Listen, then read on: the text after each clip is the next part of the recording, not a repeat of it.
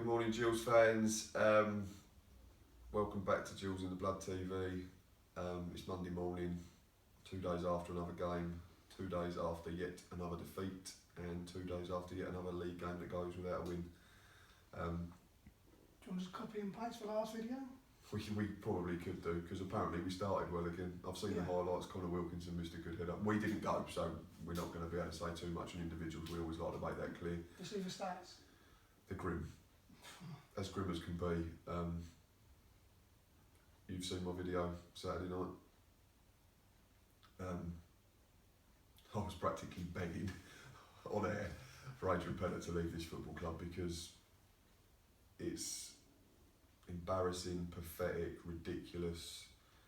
What's the win percentage now? Down to under 15-16%, and it's like 5 out of 29 games in all competitions. It's an absolute joke. So it either points to the fact that everyone's right, that Paul Scully literally has no money and this is all we can do. There's got to be someone out there, surely. If that's the case, then just come out and say it then, don't we? Just be honest again, and we're just fed up of being lied to. And right, we'll have a look at our Monday papers again. We've got the Medway Messenger. We didn't make the front page this morning, which is, I suppose, a welcome relief. But the back page is quite frankly suicide-inducing again. AD's clinging on is probably the silver lining, if it's true. But winless Gills boss doesn't know how long he has to save his job. But the arrogance of the fella, to me now, is just getting beyond a joke. You need a little bit of luck as well, but I'm not going anywhere unless I get told otherwise. He's been saying this luck thing since Doncaster, so since last season. Yes, it's just this whole broken not record. going anywhere, from his point of view, I could get it because, let's face it, he's employed at a decent level. He's not going to get another job at this level. He knows he's onto a good thing. He's got a family to provide for. He's going to stay. Of course, he's not going to resign. So then it comes back to the thing about lying to the fans. If we're saying Paul Scully's doing it, Adrian Pennant's doing it, because every week he comes out, I love this club, we're working hard, we're desperate to turn it around. I'm sure you are working hard, but you simply ain't good enough at this level. What should have happened was last season he came in, somehow managed to keep us up. I say him, Cody McDonald scored goals, Josh Wright scored goals, Stuart Nelson saved us at Barrow, and none of them were anywhere to be seen now. So really, he should have done the honourable thing and said, I've done what I was meant to do. Yeah, thanks, see you later. Saves his own reputation from when he was a player. Because now, everyone despises him. It's the same as the Hessenthaler thing before, when people said if you didn't go soon, you just ruined his reputation. But this has gone so much quicker, isn't it? I mean, Essie done it 2 or 3 times, and obviously he was a bigger icon in terms of playing. This is as poor as it's been for a long, long time. Well, he's now officially our worst player, isn't he? I think it's based on a certain amount of games, worst manager, based on a certain amount of games in charge. The win percentage is it's pathetic, absolutely pathetic. No other football club in England or anywhere across Europe with any sort of respect for their fans or themselves would be letting this continue. But and I was thinking, what clubs? The only one jumped out of me was Eddie Howe at Bournemouth. What clubs have an ex-player that has gone on and done well to coach and to manage them? Yeah. But then he retired really early, didn't he? Because of injury, so it's a slightly different setup. I can't think of any other clubs, even in our league, is there? I don't think so. No.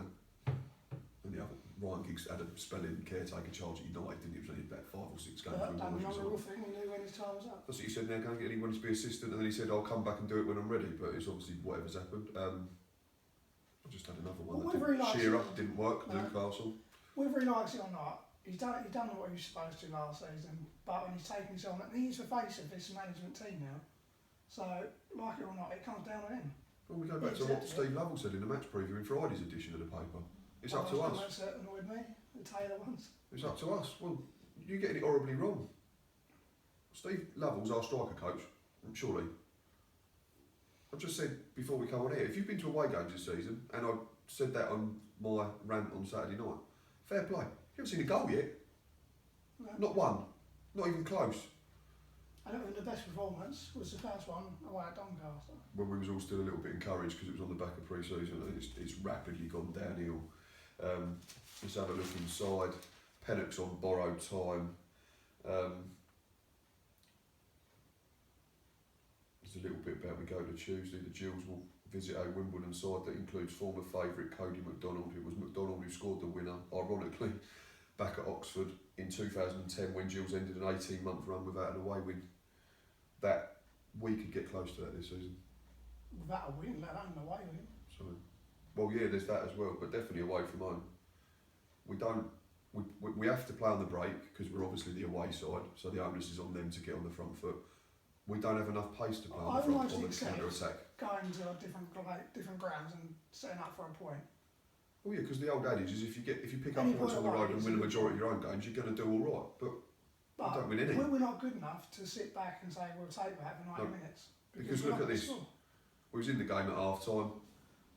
Was it 48, 54, 56, 8 minutes, game over. And then he chucks 2 strikers on. What is Liam Nash and Josh Parker going to achieve? Josh Parker has got 2 and 2, and then there's a sub again. Connor Wilkinson's hardly played, has been sent off once, probably should have been sent off again. I like him, I'm not saying he's got ability, but he's missed an absolute sitter.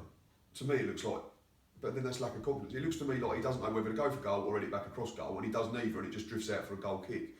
But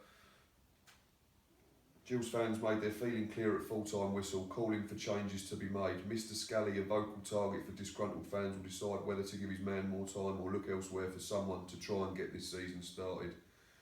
Gills' bright start soon faded, that's another snippet. I want to ask you about Billy Bingham, because I can't work this out.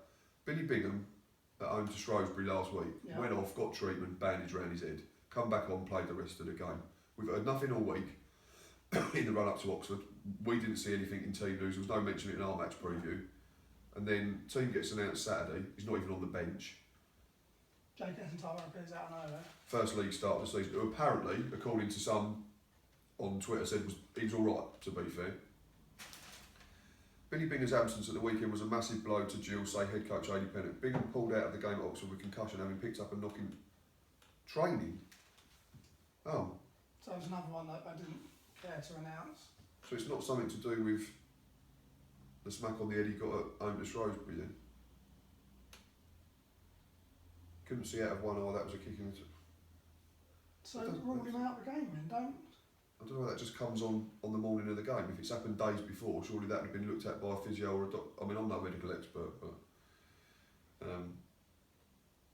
there was also mentions of another row with a player, apparently Gabriel Zaquani, who Pennant is claiming it was cramp again. Right, so he starts the game with a back four, yeah? Which is what the fans want. Yep.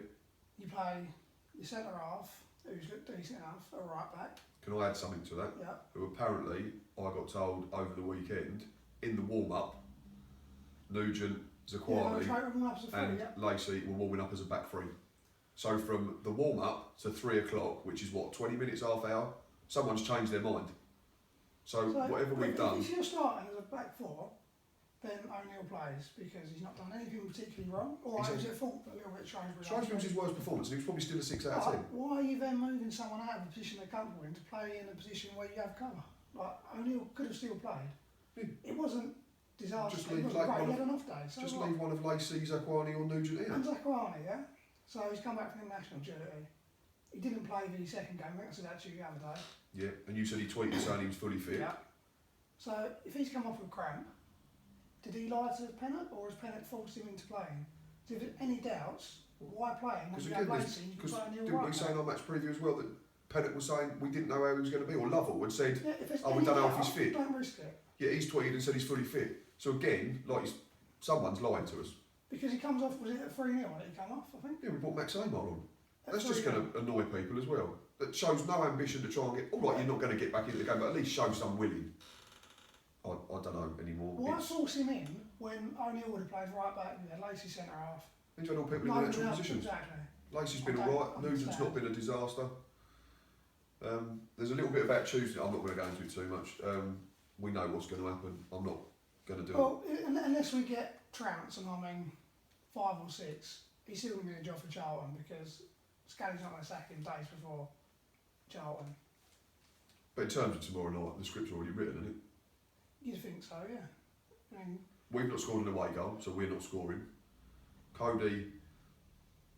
How often have we heard players haven't scored yet this season and then go and score against us? So Cody will score. Then there's Bartram, Fuller, Bartram was very Osalaja good you against can us chuck last in as season. well. So he scored, didn't he, in the home game? I'm not going to do much for a preview, but do a quick score prediction for tomorrow. I'm going 1-0 Wimbledon. I'm going 1-0 Wimbledon. They're struggling, but I think they'll have enough about them. We're pants, absolute pants, and we haven't scored an away goal. I would love to sit here and talk to you or Stocky on Matchday Live or anyone and be positive and say, yeah, I think we can get out of this, but I genuinely can't unless something changes quickly. I think if we lose Tuesday and Saturday, we could be 6 points adrift. Might be 6, might be 7. So then you're looking, we need to put a run and get wins together to get out. Just to get back level on, just to get back to back zero. in the fight, yeah. And here's the bit that sums us up again like last season on the back page. I'm just going to go back to that. It was only a 90th minute Fleetwood equaliser that denied Oldham their first win and kept the Jewels off the foot of the table at the weekend. That's how bad we are already. We're already relying on others. And it's the 11th of September. Some people were hiding. Pennock's accused the players of heads dropping and almost throwing in the towel for the first time this season. I can't comment too much, I wasn't there, but the match ratings make grim reading. This is Luke Cordell's ratings: Holy 6, Lacey 5, but you're playing out of position. Zaquani 5, Nugent 5, Ogilvy 4, Wagstaff, Byrne, Heston Taylor, Martin all 5, Wilkinson needs 4, substitutes Parker 6, Nash 6, Amar they didn't give a rating to. Another one. Sean Clare. Yep. Picked him up all week Yeah. after saying, oh, he's quick, he wants to get at people, he runs at people, we've lacked that. But Billy Bingham didn't make it. Why didn't you just play Sean Clare and play a diamond? You could have played Martin and Wagstaff, there's options. Byrne sitting, and you could have had Clare in behind the front two. Doesn't even get on. We'll bring a centre half on for a centre half and we're 3-0 down and we've got an attacking midfielder on the bench, chomping at the bit probably. Sorry to quote. But speaking of bench, where's Elliot List? We're playing with wingers. We have 3 if you're counting Wagstaff and Martin. Where's List? Nowhere to be seen. He's played once this season at Southend in the Checkatrade Trophy. He's got so much pace and we haven't got any. So have him there as an outlet. And did he start Amy's first game in charge back in January? Is that the only start? Oldham, I think, and then he just sacked it off straight away. So it's just resigned, unfortunately. Right, quick look through League One results, and then we'll start wrapping it up. We just mentioned them. AFC Wimbledon, who we go to tomorrow night, home to Portsmouth. They lost 2-0. They are really struggling. At home, they've won 1, lost 2. They've only scored 2, conceded 3. It all points to what's going to happen. Then 1-0 to them. We're not good enough to go and win on the road, I don't think, and they don't score loads. Portsmouth, mid-table. Pittman scored again. I think that's about his 3rd or 4th of the season. Bristol Rovers, late winner at home to Walsall. So that's probably gone with what you'd expect if you was doing predictions. Walsall picked up, but Bristol Rovers aren't. They're both sort of safely in mid-table at the moment. Bristol Rovers 9 points and Walsall 8. They're both doing all right. Charlton won again, beat Southend.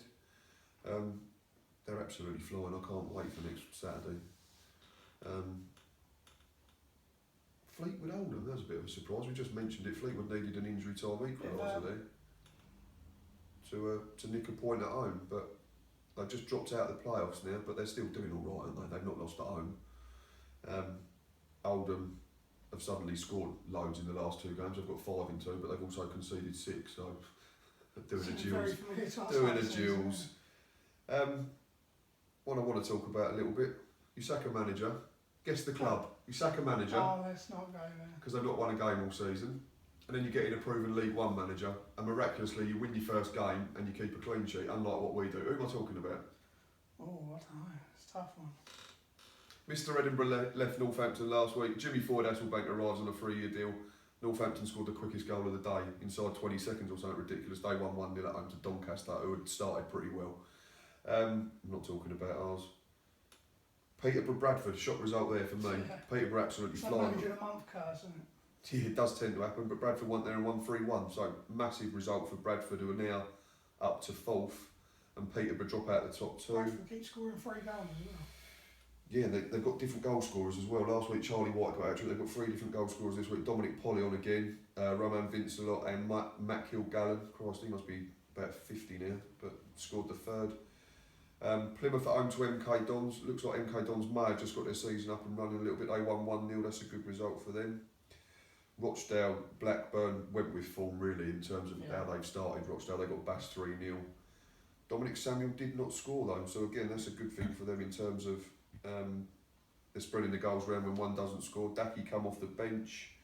Blackburn suddenly into the top 10 now, and only 2 points outside the playoffs. I think they could do a Wigan from before. I think they'll start Be slowly. very similar, yeah, they'll take pick a while up to adjust. Christmas time. Rotherham Bury, 5-goal thriller. Rotherham come out on the right side of that, late winner there.